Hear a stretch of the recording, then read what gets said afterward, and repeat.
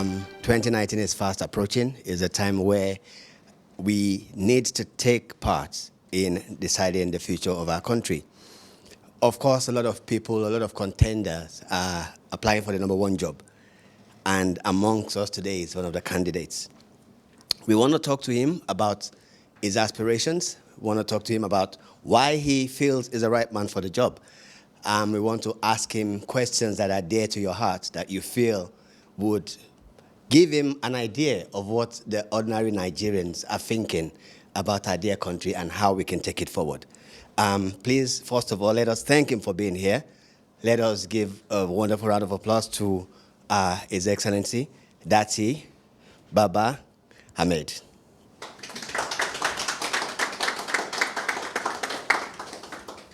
Well, I'm going to set the day rolling by asking him basically to give us a brief introduction of himself.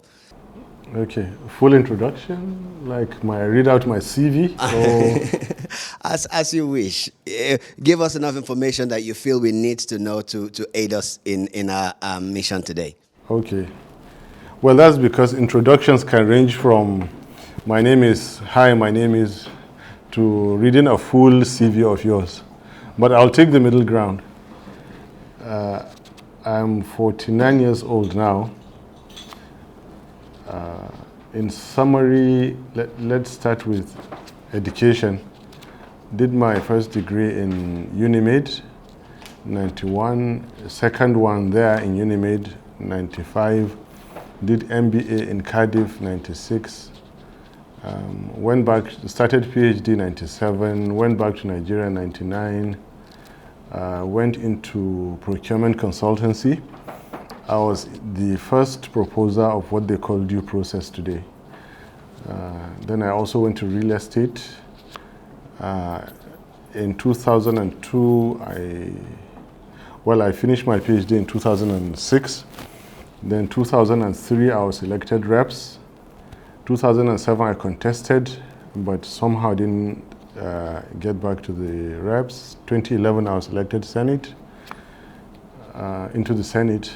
I left in 2012 after the Court of Appeal ruled against me. Then 2008, I began the Base University project. 2011, I got the license. And all praise to Almighty Allah, it's been a success story till today. 2015, I did not contest elections because I was very busy at base. If I forget anything, ask me again, then I'll let you know. This is what I can say about me. Okay. Yeah. Okay. Thank you very much.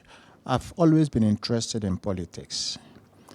And when I see people like you taking the bull by the horn and going for elective posts in Nigeria, given how difficult or how challenging it's always been, I wanted to know what really motivated you to go for the presidential aspirants elections you want to go. Office of the President is the only one that can give the powers and the authority to give us the Nigeria of our dreams, to solve the enormous problems that we have. So the main reason, before the motivation, the reason first. And it is more about reason than motivation. I genuinely believe we are a couple of years away from total breakdown of law and order. So why is there any time to lose when there is no time to lose? Why will you want to hold another office, scheme to another office, while only that exalted office has the powers that you require? Define our problems. Our problems now are that of security. The moment you don't have security, you hardly have a country. And then lawlessness and utter disorder are the order of the day. You need to come on from the top, and you need to come in strong. That is as for reasons. As for motivation, I have been in the reps, I have been in the Senate. The next office to aspire to, logically, is presidency. In addition to the motivation, it is not about myself. Because so many have told me, look, if you want to go back to the Senate, it's as simple as ABC. If you want to be the governor, as simple as ABC, especially when you have such an infamous governor from your state. And I say, you're getting it wrong. It's not about me getting to any office. It's about the problems on ground. It's about their Nigeria.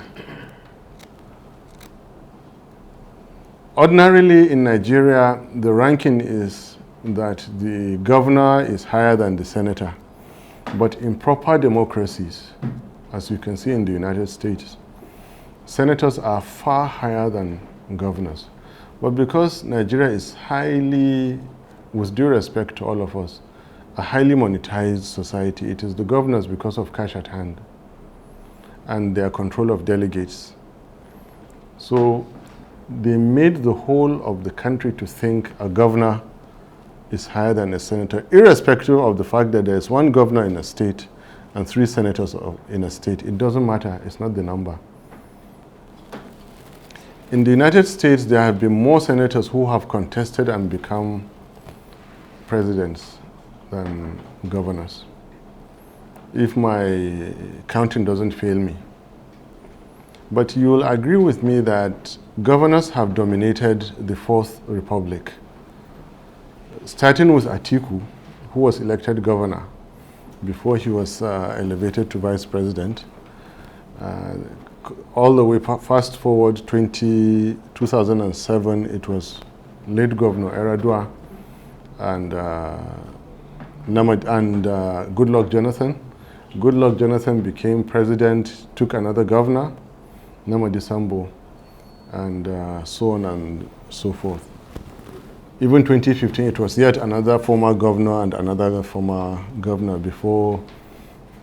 So motivation is not about me, it's about what does Nigeria need. And the reason is that the enormity of challenges need the powers and authority of the most powerful office in the land. Right now, you're talking of distrust among communities. You're talking about distrust among the ethnic groups in Nigeria. You're talking about distrust among the faiths in Nigeria, which should never, ever be the case. It has been proven times without number, even now, that we in Nigeria can live peacefully, work harmoniously, and thrive as a nation. We're talking of a situation in which in broad daylight on a continental highway, daily, armed robbers operate for hours while the security agencies say they can't do anything about it. We're talking of a situation in which still a large part of Nigeria is still under occupation by terrorists. We're talking of endless killings that are happening till today and not a single soul brought to book. Not a single person. Hundreds, thousands, tens of thousands now, possibly hundreds of thousands killed. This is not acceptable. So it is that reason that we have enormous challenges. So you need enormous powers to solve those challenges. Of course, there's the economic perspective, but I believe they will be triggered by 1 or 2 other questions, and they will be part of your answers. Yeah. Okay, thank you. McDonald? Right, I'm McDonald. In terms of the power of the office. Is it the power or how it's being exercised that is a problem today? Because if it's the highest office to which commands power, to which to deliver your aspirations, would you say we have taken the wrong directions over that path in terms of how it's been delivered and exercised over the years? The powers of any office are defined in the Constitution. So it is purely a matter of how it is being used. Okay, thanks for that. I think that is definitely a very important question from McDonald, because Nigeria has had leaders. Nigeria has got wonderful resources, and up till today, we're still wondering why Nigeria is where Nigeria is today. So thanks for that, McDonald. Hello, my name is Tunde, and incidentally, I'm involved in local politics here. I'm a building surveyor, and one of the questions that was asked today among my friends in politics here is the issue of affordable housing, which is a challenge in this country. My question is, I know that in Nigeria, affordable housing is also a big challenge. How do you feel that there's a way that we can address it, and how can you go about it if you get elected into power? I aspire to something called housing for security, even though I would have wanted to push housing to the later stages, because there are more fundamental issues ahead of us. But I respect your profession, and there's something I aspire to call housing for security. And part of the cornerstones of my economic vision will be, after stabilizing the Naira, driving down interest rates, which are all interconnected. We're driving down interest rates, and again, the principle of living wage to include people owning a decent accommodation during a lifetime or a career, during a career. Yes, so it goes this way. Your question is bringing out part of my, or rather most of my economic vision. That is, quadruple the legitimate earnings of public servants within a period of 4 years. And please, I think I know where the money is. I know it can be done. That is why I'm taking the risk of saying it, and I wish to be held to account. If what a normal public servant is earning in a month, now he's earning in a week,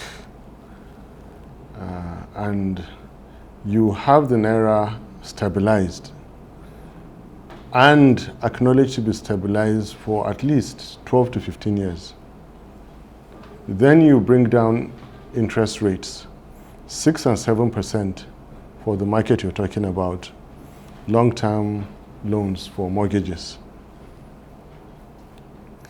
A 3.5 million 1 or 2 bedroom can be afforded by a very junior public servant, 15 to 20 years. What do you have? Influx of investors who will go into mass housing, probably including your humble self to that. And what do you have again? Mopping up of our idle youth into construction. Because the housing deficit now of about roughly 20 million units. If you were to do it in 4 years, 5 million units per annum. I don't know how many minutes there are in 1 year. You would be talking about 1 house per minute. So you're going to need every possible resource that you need, and that is what we need. We need an overdose of work to mop away the idle youth, but more so we need lots of money in the pockets of our public servants that must fritter away to the private sector. Okay. So this I was asked a similar question about power, and it was another group of Nigerian expatriates who were here. So I had to take an excuse to say that I'm sure he was not going to like my answer. After taking the excuse, I bluntly told him that I don't intend to do anything about power. And everybody was looking sad.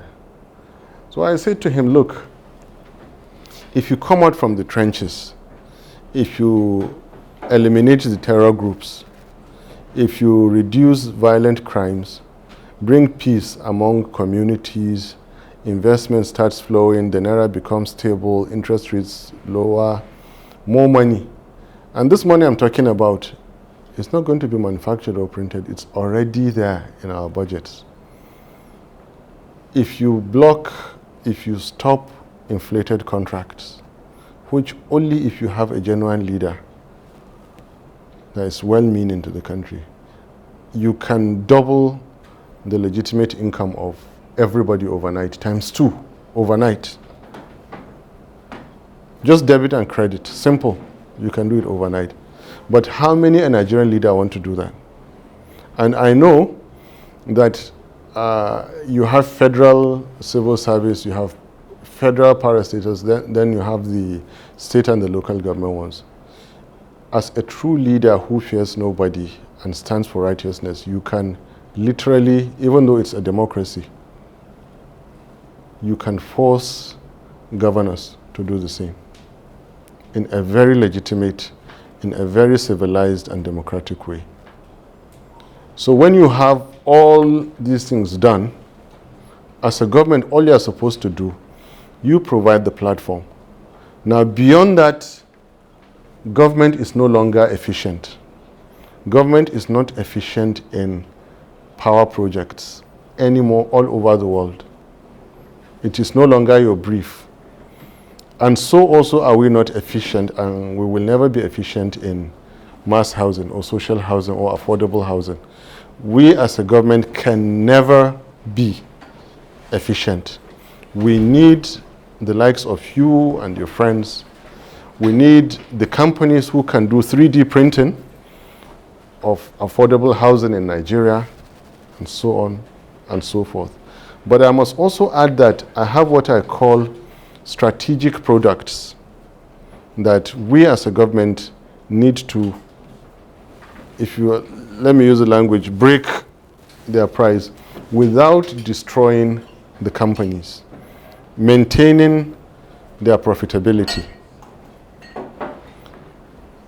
Petroleum products, while deregulating, the companies who are going to operate in it absolutely have the free hand, compete among themselves and charge what the market can afford. No longer will government subsidize. Then, steel products for reinforcement in construction. Then, cement. Then, fertilizer. These are strategic products that must be. The government must actually, if I may say, the government must rig the prices, must cut the fundamental factor costs, make them affordable. So you bring down interest rates, more money in people's hand, break the price of basic input into housing, and give everybody the comfort, cut the red tape. And then one day you will wake up and realize that you are late. You're supposed to have been in Nigeria, and what are you doing in London? I see, okay. You said in our budget we already have the money for all these projects. We could double capacity overnight. This was from civil service, I think you mentioned. So if that's the case, where the leakages are, or where that money, first of all, where do you think the money is leaking away from? And then how would you pursue those leakages? And if they are found to be from people within your own party, what would you do to prosecute them? Well, let me take the last question. be you in my own party, be you in my own household, it will not be me. It will probably be your divisional police officer to do it, whom I have nothing to do, and he will be absolutely at liberty to serve you justice. So whoever you are, and you break the law, have no business with it. And I found it difficult to understand your question, but money, yeah, there is corruption. What I said is that if you block inflated contracts, you can double the legitimate income of public servants overnight, more or less instantly, which means those who are found awarding inflated contracts, okay, the current law, the public procurement law, is highly, highly bureaucratic and makes it so difficult for prosecution and so on and so forth of those. In fact, it is impossible to even catch any individual that is responsible for inflating a contract. And that is because while that law was being passed, and I invite you to go to the National Assembly and find, they had to wait for me to be out of Nigeria before passing that law. Whenever I was in the House of Reps, they will continue to decline it until I traveled before that law was passed. And they took me by surprise because I was meant to stop the Procurement Act. You know, please do some research. Find out. What you're asking calls for a complete, I think we need to repeal what we call the present Procurement Act and bring in a simple 3 or 4 step Procurement Act. Define what an inflated contract is. And then the target individual, the actual awarding authority, if it is the permanent secretary, and thereafter in the law, which can be done more or less immediately we get to power, this procurement law can be repealed and a new one enacted. How and who will be to prosecute, but it's going to be a case of a common criminal. It's an act of theft. Inflate any contract, from defense to hospitals to education, in procurement of works, products and services, clearly defined what the process should be. It will not be the work of the president, it is the prosecuting agencies to do that. And as president, we will make sure that everybody must do their work. And it is in your interest to do your work, otherwise you lose it. And it is in another person's interest to make sure that you do your work, and if you don't do it, you are reported and you lose your job. And it is in another person's interest, if you don't do it, they get promoted to they take over your job, and so on and so forth. But whoever it is that is involved, be it party, be it cabinet, be it anything whatsoever, they will have themselves to blame for anything that goes wrong. I didn't quite get the answer, but I hope I gave you the question, but I hope I gave you the right answer. Okay, if I may just help a little bit, tell me if I'm wrong. You're wanting to know where he's going to get the money to fulfill some of what he talked to us about. And I think what he's trying to say is that contracts are overinflated at the moment, so the money already exists. If only we can make people do things the way they're supposed to do it, then if it costs 1 naira, then it costs 1 naira.